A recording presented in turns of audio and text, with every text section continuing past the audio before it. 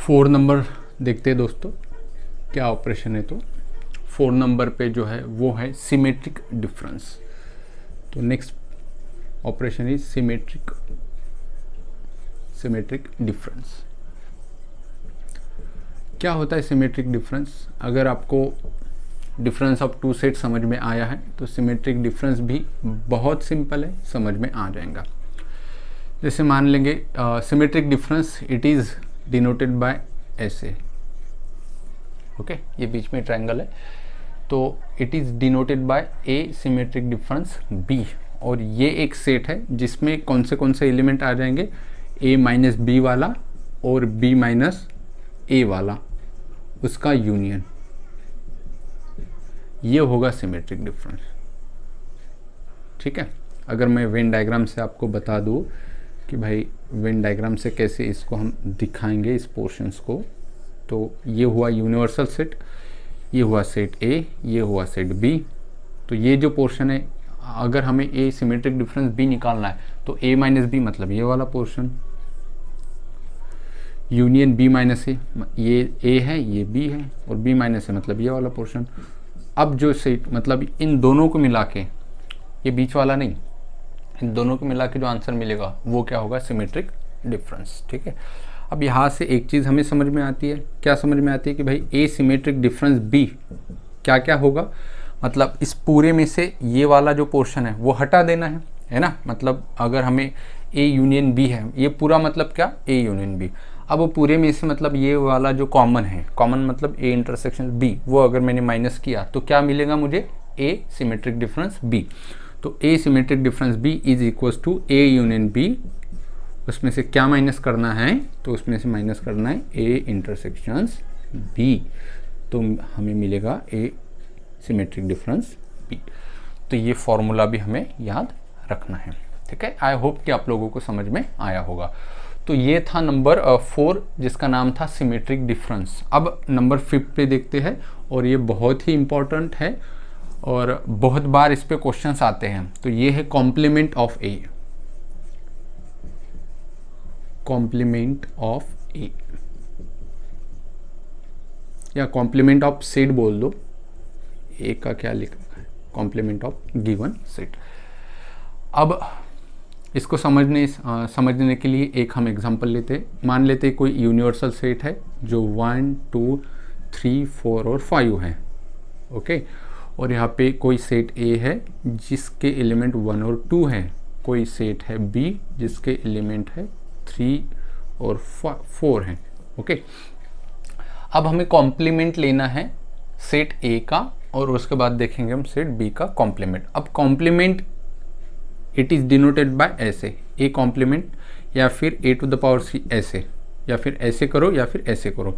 तो A complement खुद एक सेट होगा, क्या कहा मैंने, तो हमारे बुक में तो ऐसा ही है। तो A complement is a set, और उसके अंदर जो एलिमेंट होंगे वो यूनिवर्सल सेट के अंदर के एलिमेंट होंगे, ओके।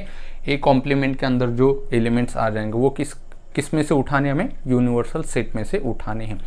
लेकिन ऐसे ही एलिमेंट उठाने हैं जो ए में प्रेजेंट नहीं है, जो ए में प्रेजेंट होंगे वो छोड़ के। मतलब आम भाषा में अगर बताऊं मैं सिंपल में, तो हमें क्या करना है, यूनिवर्सल सेट में जाना है, जो ए में प्रेजेंट है वो छोड़ देना है, जो बाकी बचेंगे वो हमें उसमें लिखना है। तो ए कॉम्प्लीमेंट किसका कॉम्प्लीमेंट, ए का कॉम्प्लीमेंट, तो ए को छोड़ दो, तो ए में क्या 1 और 2, तो यूनिवर्सल में जाओ 1 और 2 छोड़ दो, तो क्या बचा 3 4 5, तो 3 4 और 5, ओके। अब मैं आपको बोलूँ कि बी कॉम्प्लीमेंट निकालना है, तो भाई किसका कॉम्प्लीमेंट है, बी का कॉम्प्लीमेंट के, तो बी के छोड़ दो, तो बी क्या है 3 और 4, 3 यूनिवर्सल सेट में गए, 3 और 4 छोड़ दिया, क्या बचा 1 2 और 5, तो आई राइट हियर 1 2 और 5। तो इस प्रकार से हमें क्या मिला, बी कॉम्प्लीमेंट। ठीक है, अगर मैं आपसे इसको वेन डायग्राम से समझाऊँ तो इसकी वेन डायग्राम कैसे आएंगी कि भाई ये हुआ हमारा क्या, एक यूनिवर्सल सेट, और इसके अंदर एक सेट है ए, और मुझे क्या निकालना है, ए कॉम्प्लीमेंट। तो ए के सारे छोड़ के जो बचेंगे, मतलब ये हुआ यूनिवर्सल सेट। अब मुझे कॉम्प्लीमेंट लेना है ए का, तो ए को छोड़ देना है, मतलब ए को हाथ नहीं लगाना है। तो बचा क्या, ये पूरा, मतलब ये सर्कल छोड़ के, तो ये जो पूरा होगा ये क्या होगा, ए कॉम्प्लीमेंट होगा। ठीक है, आई होप कि आपको समझ में आया होगा।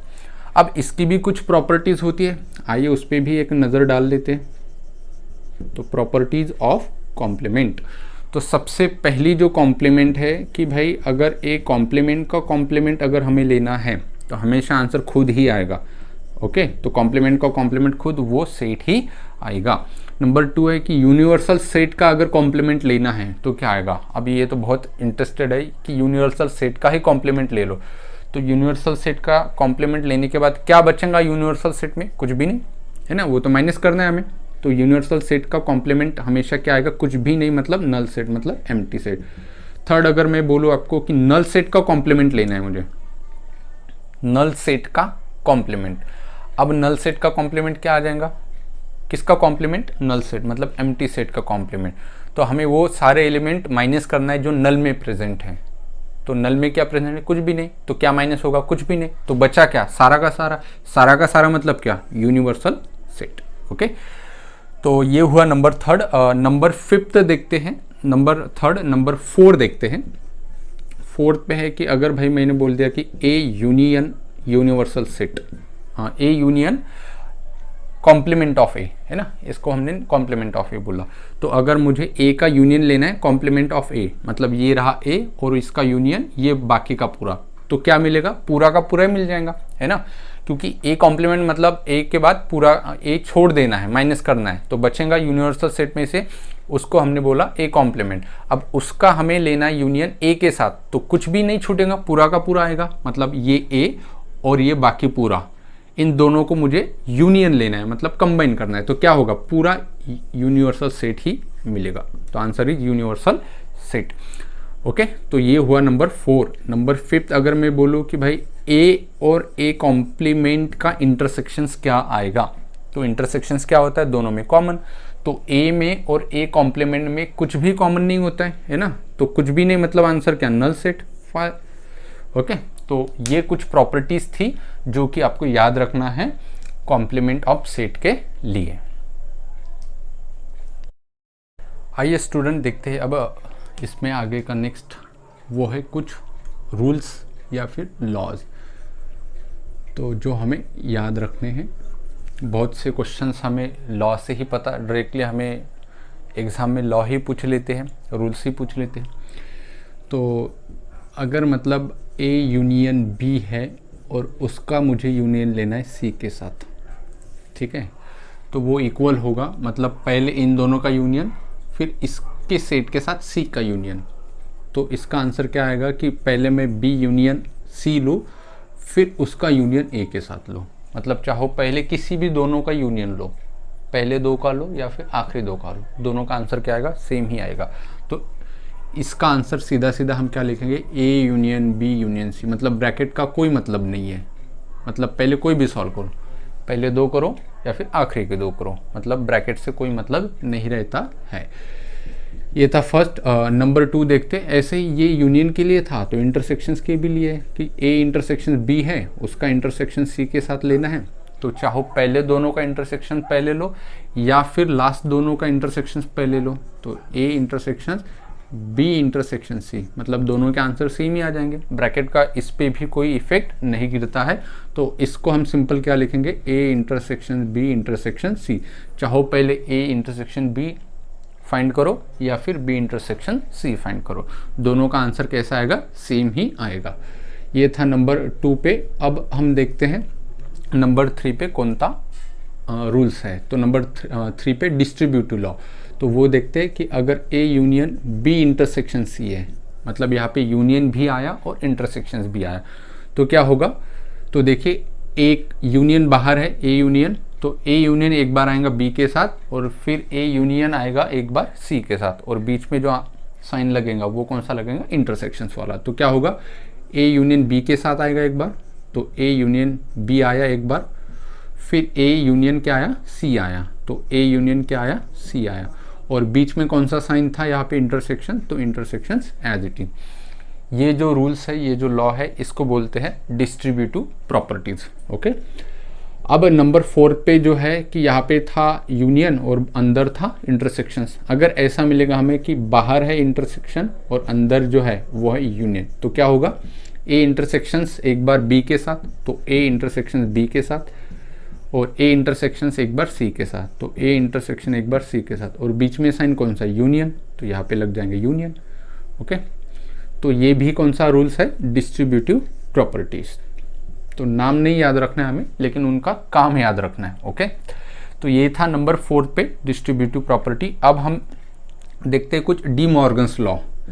तो ए यूनियन बी अगर है और अगर हमें उसका कॉम्प्लीमेंट लेना है तो उसका आंसर क्या होगा, ए का कॉम्प्लीमेंट फिर बी का कॉम्प्लीमेंट, और जो बीच में साइन है वो साइन पलट देना है। मतलब यहाँ पे यूनियन है तो हो जाएगा इंटरसेक्शंस, तो ये दोनों क्या हो गए, बराबर हो जाएंगे। ए यूनियन बी का कॉम्प्लीमेंट ये इक्वल हो जाएगा ए के कॉम्प्लीमेंट इंटरसेक्शन बी का कॉम्प्लीमेंट, डी मॉर्गन्स लॉ।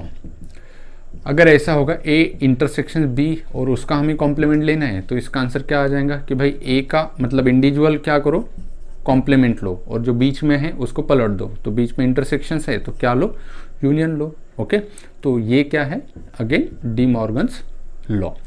तो नंबर 5 हो गया, नंबर 6 हो गया। अब नंबर 7 देखते हैं। नंबर 7 पे जो है वो भी अगेन डी मॉर्गन्स है कि A minus of B intersection C है। ओके, तो इसका जो आंसर है वो क्या होगा कि a माइनस बी होगा, तो यहाँ पे अगेन a माइनस बी, फिर एक बार a माइनस सी होगा तो अगेन a माइनस सी, और जो बीच में वो पलट देना है। तो बीच में क्या है, इंटरसेक्शंस, तो हमें क्या लेना होगा, यूनियन। डी मॉर्गन्स लॉ में क्या होगा, पलट देना है हमें, यूनियन होगा तो इंटरसेक्शंस लो, इंटरसेक्शंस होगा तो यूनियन लो। सेम वे से अगर मैं आपको 8 नंबर की प्रॉपर्टीज़ अगर आपसे बोलूँ कि a माइनस है भाई यहाँ पे B यूनियन C है, यहाँ पे इंटरसेक्शन था, यहाँ पे यूनियन, तो इसका आंसर क्या होगा, तो a माइनस एक बार होगा B के साथ, a माइनस B होगा एक, फिर a माइनस C होगा, a माइनस C होगा, और बीच का पलट देना है, तो ये यूनियन है तो क्या होगा, इंटरसेक्शंस होगा। तो ये था नंबर 8। नंबर 9 देखते हैं। तो 9 पे जो प्रॉपर्टीज़ है कि वो है a माइनस बी जो है वो होगा a इंटरसेक्शन b कॉम्प्लीमेंट, है ना। तो a माइनस बी अगर मैं इसको 2 मिनट में समझा दूँ आपको, तो ये रहा a और ये रहा b, तो a माइनस बी पोर्शन ये वाला रहा। ओके, तो ये और ये इक्वल है, कैसे होगा, a माइनस बी ये, और इसका आंसर भी ये आना चाहिए। देखेंगे हम कैसे आएगा। तो a इंटरसेक्शन b कॉम्प्लीमेंट, तो यही आएगा। कैसे, देखो a क्या है, ये वाला पूरा a, और b कॉम्प्लीमेंट क्या है, b कॉम्प्लीमेंट मतलब b को छोड़ के पूरा का पूरा, तो b को छोड़ दिया मैंने, तो b को छोड़ के मतलब ये पूरा छोड़ दिया, और बाकी जो बचा वो तो पूरा आया, और a का भी इतना पोर्शन आया, फिर उसका इंटरसेक्शन a के साथ। तो इसमें और a में क्या कॉमन है, ये वाला जो कि क्या है, a माइनस बी, तो a minus B always equals to a intersections b complement, ये आपको याद रखना है।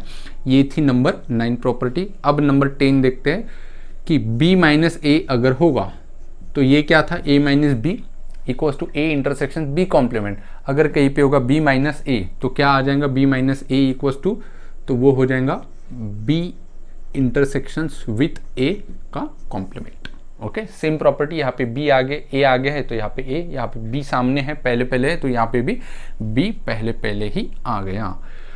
अब कुछ 11 नंबर की प्रॉपर्टीज़ है, वो देखते हैं कि अगर a minus of a minus B है तो इसका आंसर क्या आएगा, तो सीधा सीधा a इंटरसेक्शन b ही आएगा। ठीक है, अब इसको समझते हैं। a में से माइनस करना है किसको, a माइनस b को, है ना। तो देख लेते पहले एक बार, इसको रटना नहीं है, समझना है लॉजिकली। तो ये रहा a, ये रहा b, और ये कौन सा पोर्शन है, ये a माइनस बी। ओके, ये क्या चीज़ है, a इंटरसेक्शन b, ये क्या चीज़ है, b माइनस ए, और ये पूरा का पूरा सर्कल मतलब ए। चलो अब इनका तो कोई काम नहीं है। हाँ देखो, अभी a माइनस बी कहाँ पे है, तो आंसर है ये वाला a माइनस बी। ओके, अब a कहाँ पे, मतलब ये पूरा का पूरा। अब ये जो पूरा a है इसमें से क्या करो, a माइनस बी माइनस कर दो, मतलब इस पूरे में से a माइनस बी मतलब ये शेडेड रीजन माइनस कर दो, फिर a में क्या बचेगा, ये वाला रीजन, है ना। तो ये क्या है, a इंटरसेक्शन b है, तो वही तो आंसर आया। तो a minus of a minus B is always equals to क्या आया, a इंटरसेक्शंस b। ये थी प्रॉपर्टी नंबर 11। अब एक और प्रॉपर्टी देखते हैं प्रॉपर्टीज नंबर 12।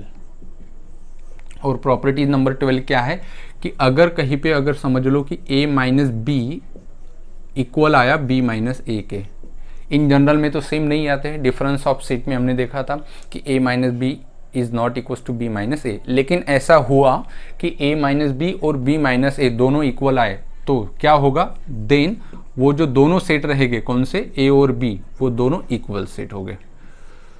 तो ये वाली भी प्रॉपर्टी हमें याद रखनी है। सेम प्रॉपर्टी, ये तो 12 थी, अगर हमें 13 भी करना है तो वो क्या होगा कि भाई अगर a यूनियन b और a इंटरसेक्शन b दोनों क्या आ गए, सेम आ गए।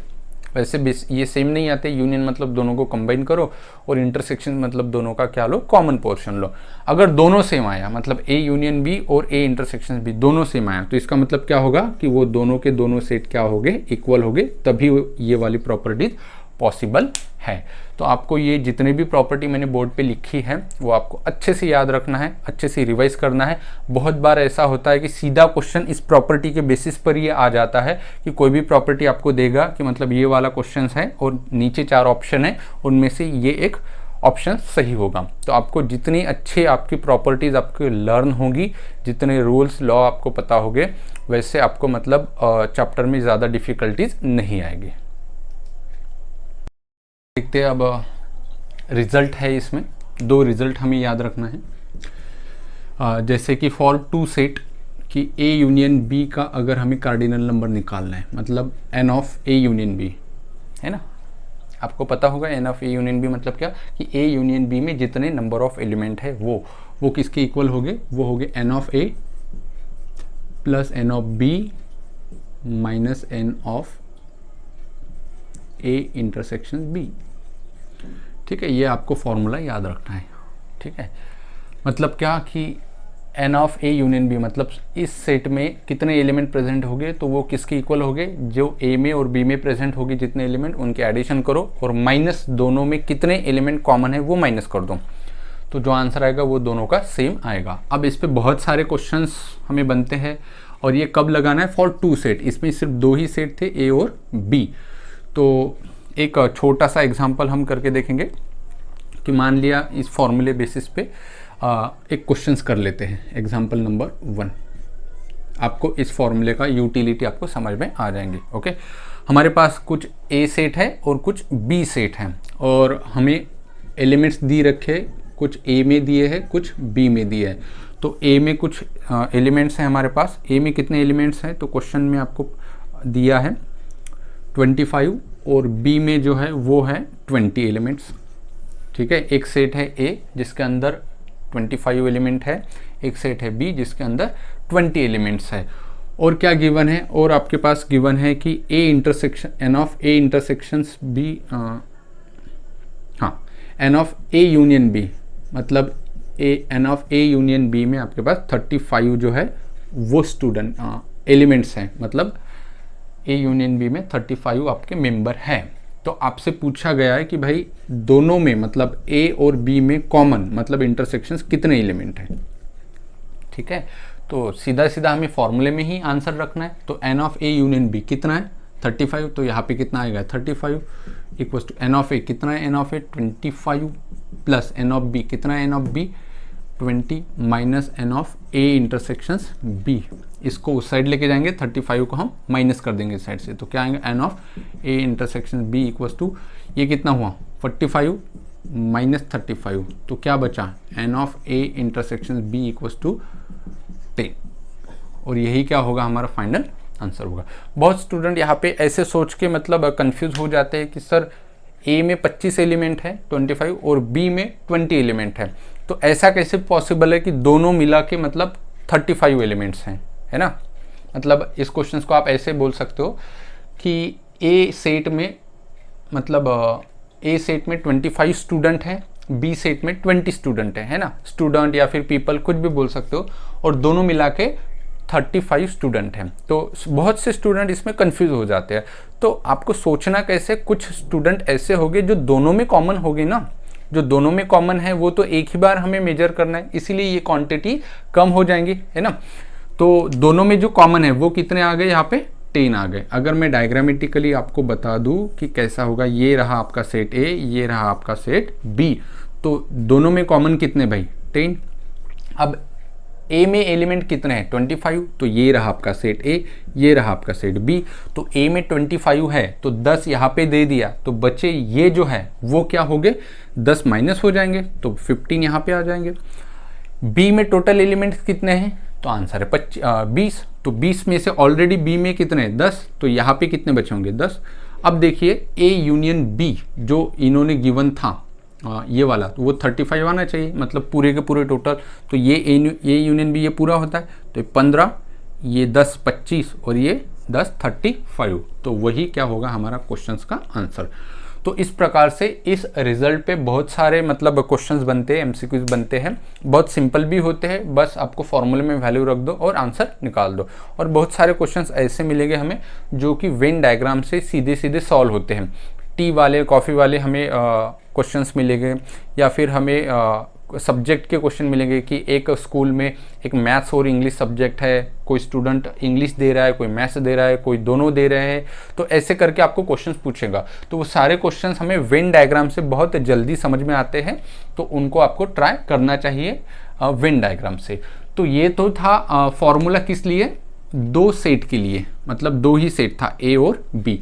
एक सेकेंड नंबर का जो फॉर्मूला आता है वो है किसके लिए, 3 सेट के लिए। ओके, तो वो होगा n of A union B union C, और वो जो फॉर्मूला होता है वो होता है n of A plus n of B plus n of C minus n of, यहाँ से लिख देता हूँ फॉर्मूला थोड़ा बड़ा है, minus n of A intersection B minus n of B intersection C minus n of A intersection C plus n of A intersection B intersection C. ये वाला फॉर्मूला आपको याद रखना है, ठीक है। अब ये याद रखना है मतलब आपको क्वेश्चंस कैसे आएंगे, क्वेश्चंस आएंगे आपको मतलब एक स्कूल में कुछ स्टूडेंट है, उन स्टूडेंट ने 3 सब्जेक्ट दिए, जैसे फिजिक्स केमिस्ट्री और मैथमेटिक्स। ओके, तो इसकी जो डायग्राम बनेगी वो कैसे बनेगी, लाइक दैट। तो 3 सेट हो गए इसमें, तो ये रहा सेट ए, एक रहा सेट बी और ये रहा सेट सी। तो हम मान लेंगे ये फिजिक्स वाला है, ये केमिस्ट्री वाला है और ये मैथ्स वाला है। ओके, तो हमें ऐसे जो क्वेश्चंस हो गए जिसमें ऐसे 3-3 आपको सेट का मतलब वहाँ पे जिक्र होगा, फिजिक्स केमिस्ट्री मैथ या फिर टी कॉफ़ी और कुछ भी मिल्क दिया होगा, तो ऐसे जो क्वेश्चंस है वो 3 सेट वाले आपको स्टार्ट कहाँ से करना है, वहाँ से स्टार्ट करना है उन क्वेश्चंस को जहाँ पे कॉमन वाली बात होगी, मतलब पूरे का मतलब तीनों सेट में क्या कॉमन है, मतलब A intersection B intersection C. अगर मैं आपको बोलूँ कि पूरे में A intersection B intersection C कहाँ पे है, मतलब तीनों में जो कॉमन पोर्शन है वो कहाँ पे, तो वो होगा ये वाला पोर्शन। तो यहाँ से आपको क्वेश्चंस को उठाना है कि यहाँ पे मतलब तीनों में कॉमन इतने स्टूडेंट हैं, तो वो नंबर आपको यहाँ पे लिखना है, फिर नीचे से आपको उसको सॉल्व करते जाना है। क्वेश्चन देखिए जब आप पढ़ोगे क्वेश्चन तो ऊपर से जब सॉल्व करेंगे तो वो आपको कॉम्प्लिकेटेड लगेगा। ओके, जब हम प्रीवियस ईयर क्वेश्चन लेंगे तो उसमें एक क्वेश्चन ज़रूर करेंगे, लेकिन अभी तो फिलहाल मैं यही समझाना चाहूँगा कि क्वेश्चंस को डील कैसे करना है। जब भी आप वो क्वेश्चन देखोगे तो आपको नीचे से सॉल्व करना है कि भाई तीनों में कॉमन कौन से है, फिर दोनों में कॉमन कौन से है, तो दोनों में कॉमन फिजिक्स और केमिस्ट्री में कितने, फिर केमिस्ट्री और मैथमेटिक्स में कितने, फिर फिजिक्स और फिर मैथमेटिक्स में कितने, ऐसे करते करते आपको क्वेश्चंस को सॉल्व करना है और फिर जो आपको क्वेश्चन में जो पूछा है वो आपको फाइंड आउट करना है। ठीक है, तो आई होप कि आपको समझ में आया होगा। अब इस पे जो क्वेश्चंस है वो हम प्रीवियस ईयर के क्वेश्चन जब स्टार्ट करेंगे नेक्स्ट लेक्चर में, तब हम वो पूरा डिटेल में देखेंगे कि क्वेश्चंस को डील कैसे करना है। तो अभी के लिए मतलब आपको इतना ही समझना है। तो आई होप कि पूरा का पूरा आपको समझ में आया होगा। ये वीडियो आपको कैसा लगा कमेंट करके ज़रूर बताइएगा। अगर आपको ये पसंद आता है तो लाइक करो, अगर आप इसको पहली बार देख रहे हो तो चैनल को सब्सक्राइब करो, अपने यार दोस्तों के साथ इसे ज़रूर शेयर करो।